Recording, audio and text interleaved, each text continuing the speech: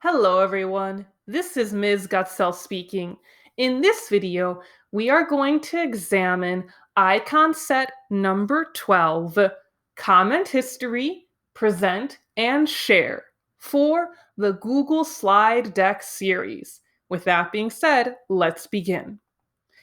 These icons are on the right-hand side of the screen. The first one is Open Comment History. When I click on it, it shows previously existing comments that were made within the Google Slide Deck.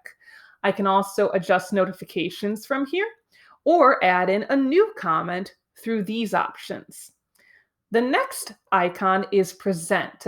When I click on Present, it will present my Google Slide Deck as it would look on my own screen and any additional screens that my device is connected to.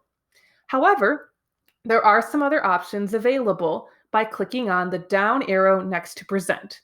The first one is Presenter View, and the other option is Present from Beginning. I'm going to show you what Presenter View looks like. Presenter View shows you any speaker notes and allows you to use audience tools if you are presenting a little more interactive concepts with your audience. I recommend practicing using this tool before using it with a live audience, just so that you're comfortable with it. Finally, we have the share button.